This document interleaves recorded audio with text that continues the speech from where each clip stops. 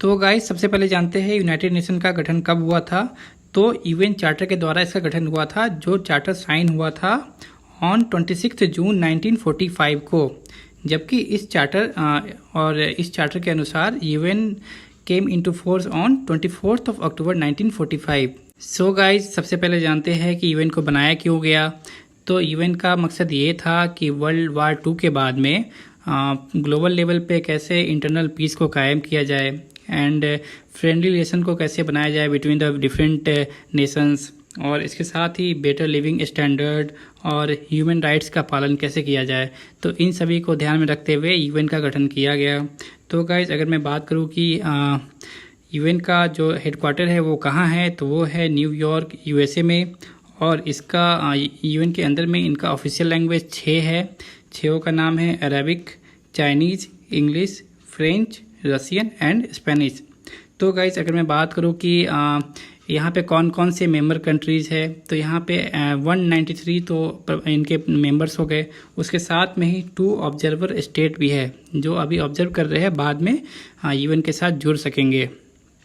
Now guys हमारा next है कि अभी हाल के टाइम में यहाँ के सेक्रेटरी जनरल कौन है, तो वो है एंटोनियो गुटेरेस। तो गाइज ये जानकारी बहुत ही इंपॉर्टेंट है, इसके बेसिस पे ही हम लोग आगे की पढ़ाई करेंगे।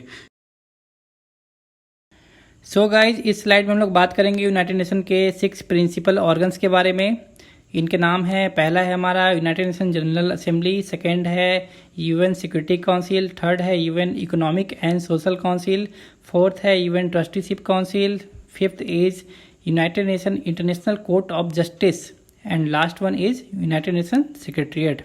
तो गाइज इस स्लाइड में हम लोग बात करेंगे in detail about United Nation Security Council. तो इसका फॉर्मेशन तो हुआ था यूएन के साथ में ही, जबकि इसका एम है to maintain peace and security.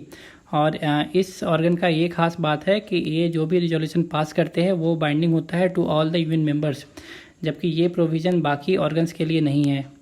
तो हमारा इसके अंतर्गत यूएनएससी में 5 परमानेंट मेंबर्स होते हैं, मेंबर कंट्रीज़ होते हैं, और 10 नॉन परमानेंट मेंबर्स होते हैं। इन जो 5 परमानेंट मेंबर्स हैं उनके पास होती है वेटो पावर। इसका मतलब ये है कि अगर कोई भी रिजोल्यूशन पास करना है तो इन 5 का सहमति होना चाहिए, तभी वो रिजोल्यूशन पास हो पाएंगे। अगर किसी एक का भी उसमें कोई एक भी बोल रहे कि ये पास नहीं होनी चाहिए तो वो रिजोल्यूशन फिर पास नहीं होगा। तो इसी को हम लोग बोलते हैं वेटो पावर। नाउ गाइज अभी हम लोग बात करें कि इंडिया क्या अभी परमानेंट मेंबर या फिर नॉन परमानेंट मेंबर में से आती है, तो इंडिया भी ये दोनों में से किसी का पार्ट नहीं है। हालांकि इंडिया 2021 और 2022 ये 2 वर्षों में इंडिया यहाँ पे नॉन परमानेंट मेंबर के रूप में यहाँ पे यूएन के अंदर में रहेंगे। हालांकि उसके साथ ही अगर मैं बात करूँ कि यूएनएससी ने कौन कौन सी रिजोल्यूशन पास की है, तो उसमें से एक इम्पॉर्टेंट है United Nation Security council 1267 resolution, जो कि अडॉप्ट किया गया था 1999 में। तो गाइज बेसिकली इस रिजोल्यूशन के तहत अलकायदा और उसमें ओसामा बिन लादेन ये दोनों को टेररिस्ट घोषित किया गया था, इसलिए ये रिजोल्यूशन बहुत ही ज़्यादा इंपॉर्टेंट है। उसके बाद हमारा आता है अभी हाल ही में करंट अफेयर के लिए बहुत ही ज़्यादा इंपॉर्टेंट है गांधी सोलर पार्क और गांधी पीस गार्डन। तो गाइज बेसिकली ये दोनों न्यूयॉर्क में स्थापित किया गया है। गांधी सोलर पार्क के अंतर्गत में 193 सोलर पैनल लगाए जाएंगे at the headquarter of United nation. ये 193 सोलर पैनल डिनोट करेंगे 193 मेंबर कंट्रीज़ के बारे में। और इसके साथ में अगर गांधी पीस गार्डन का बात करूँ तो यहाँ पे 150 ट्रीज लगाए जाएंगे, ताकि गांधी जी के 150वां जन्मदिन को मार्क किया जाए। सो गाइज यूएनएससी के बारे में बस इतना ही था। चलिए और आगे अन्य ऑर्गन के बारे में पढ़ते हैं।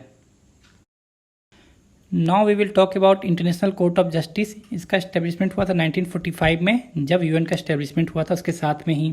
और India is a founding member of ICJ. तो जब आईसीजे बन रहा था तो इंडिया भी उसमें शामिल था। हालांकि अगर मैं बात करूं कि आईसीजे कौन सी केसेस को लेता है, किसका जुरिडिक्शन करता है, तो यहाँ पे 2 तरह की केसेस है। पहली है अगर कोई नेशन वर्सेस नेशन कोई लड़ाई चल रही हो, कोई डिस्प्यूट हो, तो उसका रेजोल्यूशन प्रदान करती है आईसीजे।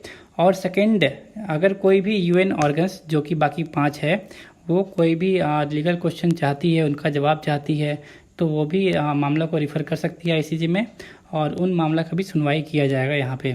हालांकि अगर मैं बात करूँ कि वहाँ पे कितने जज है, आईसीजे अगर कोई कोर्ट है तो उसमें जज भी होंगे तो कितने जज है, तो वहाँ पे टोटल 15 जज है। और ये जज इलेक्ट होते हैं बाय यूएनजीए, मतलब कि यूनाइटेड नेशन जनरल असेंबली और यूएनएससी के द्वारा। ये जज का टेन्योर होता है 9 ईयर्स और आईसीजे का हेडक्वार्टर है इन हैग, नीदरलैंड्स। तो गाइज अगर मैं बात करूं कि क्या इंडिया से भी कोई जज है जो आईसीजे में है, तो हाँ एक है, जिनका नाम है जज दलवीर भंडारी। ये पहले भी यहाँ पे आईसीजे में रह चुके हैं और दोबारा से ये फरवरी में री इलेक्ट हुए थे। तो ये लगभग साल 2026 तक आईसीजे में रहने वाले हैं, तो इंडिया के लिए बहुत ही अच्छी बात है। सो गाइज चलिए आगे बढ़ते हैं। So guys in this slide we will talk about United nation refugee convention. इसका फॉर्मेशन हुआ था 1951 में और इस कन्वेंशन के तहत में ये कोशिश की गई है कि जो भी माइग्रेंट जो एक कंट्री से दूसरे कंट्री जाते हैं ड्यू टू देयर रेस या फिर रिलीजन या फिर नेशनलिटी या फिर पॉलिटिकल ओपिनियन, वो अपने देश में रह नहीं पाते हैं और किसी दूसरे देश में माइग्रेंट के तौर पे चले जाते हैं। उनके लिए कौन कौन सी राइट होनी चाहिए और उन्हें कौन कौन सा ह्यूमन राइट बेसिकली मिलना चाहिए। जैसे कि हमने हाल ही में देखा था, रोहिंग्या क्राइसिस हुआ था अभी, तो वो लोग बांग्लादेश में भाग रहे थे फ्रॉम म्यांमार, और इंडिया में भी कुछ लोग आ गए थे, दिल्ली में बहुत लोग बसे हुए हैं, कर्नाटक में बसे हुए हैं। तो उन लोगों के लिए भी कुछ ना कुछ राइट होनी चाहिए, जीने की अधिकार होनी चाहिए, तो उनके लिए कन्वेंशन बनाया गया है। अगर यहाँ पे ये डिफाइन किया गया है कि जो भी माइग्रेंट अगर एक कंट्री से दूसरे कंट्री आते हैं ड्यू टू क्लाइमेट चेंज, अगर किसी देश में क्लाइमेट के कारण वो वहाँ पे रहना नहीं चाहते और किसी और कंट्री में जाना चाहते हैं, तो वो लोग को रिफ्यूजी नहीं माना जाएगा इस कन्वेंशन के अनुसार। और गाइज यहाँ पे एक बहुत ही इम्पॉर्टेंट इनिशिएटिव है जिसका नाम है नानसेन इनिशिएटिव। इस इनिशिएटिव के तहत में उन पीपल को एड्रेस किया जाएगा जो कि ड्यू टू डिजास्टर और क्लाइमेट चेंज, ये दोनों कारणों से अपने देश को छोड़ते हैं। नाउ गाइज अभी हाल ही में एक ग्लोबल रिफ्यूजी फोरम का होस्टिंग हुआ था एट जेनेवा, जो कि है स्विट्जरलैंड में। तो ये याद रखिए, पूछ सकता है कि हाल ही में ग्लोबल रिफ्यूजी फोरम कहाँ पे स्थापित किया गया था, तो वो है जेनेवा स्विट्जरलैंड में। तो गाइज चलिए आगे बढ़ते हैं। सो गाइज इस वीडियो में हम लोग बस उन्हीं बातों को ध्यान में रख रहे हैं जो बहुत ही ज़्यादा इंपॉर्टेंट है और बहुत ही समराइज वे में मैं आपको पढ़ा रहा हूँ ताकि एक रफ आइडिया आपको मिल जाए। तो यहाँ पे सबसे पहला है यूएन ओमेन। तो यूएन ओमेन का हेडक्वार्टर है एट द न्यूयॉर्क, जो कि है अमेरिका में। और अगर मैं बात करूँ कि ओमेन के लिए कौन सी सेल्फ डेवलपमेंट गोल में जगह दी गई है, तो वो है गोल नंबर 5। इसके बारे में आपको आगे भी बताऊँगा। हमारा नेक्स्ट है यूएनएचआरसी, इसका मतलब है ह्यूमन राइट काउंसिल, जिसका स्थापना हुआ था 2006 में। हेडक्वार्टर है जेनेवा स्विट्जरलैंड में। और अभी हाल में इंडिया हैज़ वॉन इलेक्शन और इस काउंसिल को, ह्यूमन राइट काउंसिल को ज्वाइन करेगा फॉर 3 ईयर्स। ये इसका टेन्योर है फ्रॉम, जो इंडिया ज्वाइन कर रही है उनका टेन्योर है 1 जनवरी 2019 टू 31 दिसंबर 2021, ये है 3 साल। और United nation human right council से रिलेटेड एक बहुत ही इंपॉर्टेंट इन्फॉर्मेशन है ये कि अमेरिका इस काउंसिल से बाहर निकल गया है। हमारा नेक्स्ट है आई बिलोंग कैंपेन, ये है under United nation human right council. इसके तहत में दूर किया जाएगा स्टेटलेसनेस बाय 2024। नाउ हमारा नेक्स्ट है United nation conference on trade and development. इसको इस्टेब्लिश किया गया था बाय यूएनजीए, मतलब कि United Nation General assembly in 1964 for better development of trade and connectivity. हमारा नेक्स्ट है इंटरनेशनल सिविल एविएशन ऑर्गेनाइजेशन। इसका हेडक्वार्टर है इन क्यूबिक। क्यूबिक कहाँ है? कनाडा में। तो गाइज ये बेसिकली एक वॉच डॉग है फॉर एविएशन और ये वर्क करती है अंडर यूएन। हमारा नेक्स्ट है WMO, वर्ल्ड मेट्रोलॉजिकल ऑर्गेनाइजेशन। इसके अंदर में 193 मेंबर्स इनके पार्ट है और ये बेसिकली इनका हेडक्वार्टर है जेनेवा स्विट्जरलैंड में। तो गाइज ये बहुत ही इंपॉर्टेंट, बहुत ही क्रक्स इन्फॉर्मेशन है, आप इसे ज़रूर से सुनिए, दोबारा सुनिए, तिबारा सुनिए और इसके नोट्स भी ज़रूर बनाएं। तो गाइज चलिए आगे बढ़ते हैं। सो गाइज ये हमारी आखिरी स्लाइड इस वीडियो की। अगर आपको ये वीडियो पसंद आती है तो आप इसे लाइक करें, शेयर करें और कमेंट में ज़रूर बताएं कि आपको ये वीडियो कैसी लगी। अगर कोई इम्प्रूवमेंट चाहिए तो आप हमें कमेंट सेक्शन में ज़रूर बताएं। तो गाइज़ यहाँ पे हमारा है वर्ल्ड हैबिटेट अवार्ड 2019, जिसे जीता है उड़ीसा ने फॉर इट्स जागा मिशन। तो जागा मिशन क्या है? बेसिकली जागा मिशन का एम है कि जो भी स्लम एरिया है उसे रहने लायक बनाया जाए। वहाँ पे जो भी सिविक इंफ्रास्ट्रक्चर है, नाली हो गए या फिर रोड हो गए या फिर अन्य इंफ्रास्ट्रक्चर, उन्हें तैयार किया जाए और वहाँ पे लोगों के लिए ज़्यादा से ज़्यादा सुविधा दी जाए। तो उसके लिए ये है जागा मिशन, और उसी के लिए उड़ीसा को अवार्ड मिला है वर्ल्ड हैबिटेट अवार्ड 2019। तो गाइज ये अवार्ड दी जाती है by world habitat and united nation habitat, ये दोनों एजेंसियों के द्वारा।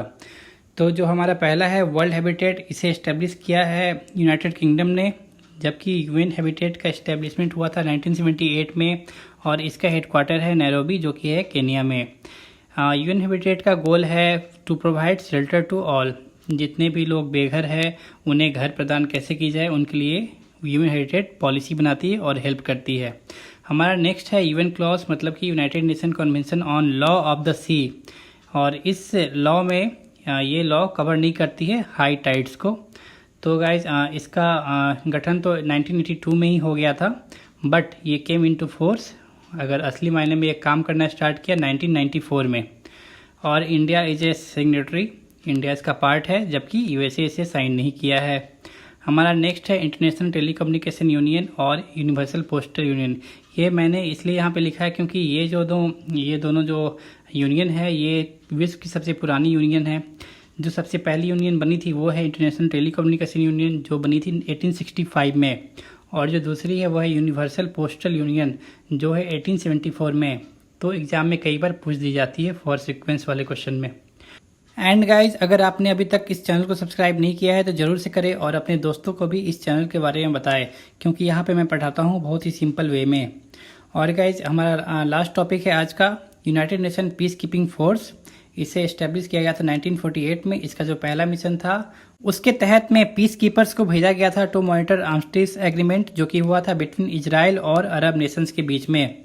हालांकि ये United peace keeping force India के लिए बहुत ही इंपॉर्टेंट है, क्योंकि इंडिया ने इस पीस कीपिंग फोर्स में अपने सबसे ज़्यादा जवानों को खोया है। तो इंडिया इस बात के लिए बहुत ही ज़्यादा प्राउड है कि हम लोगों ने बहुत ही एक्टिवली कंट्रीब्यूट किया है इसमें, और पूरी वर्ल्ड इसे देख रही है, और पूरी वर्ल्ड इस बात के लिए इंडिया की मुरीद है। सो गाइज, इस वीडियो में इतना ही, फिर मिलेंगे अगली वीडियो में। तब तक के लिए goodbye, take care of you and your family.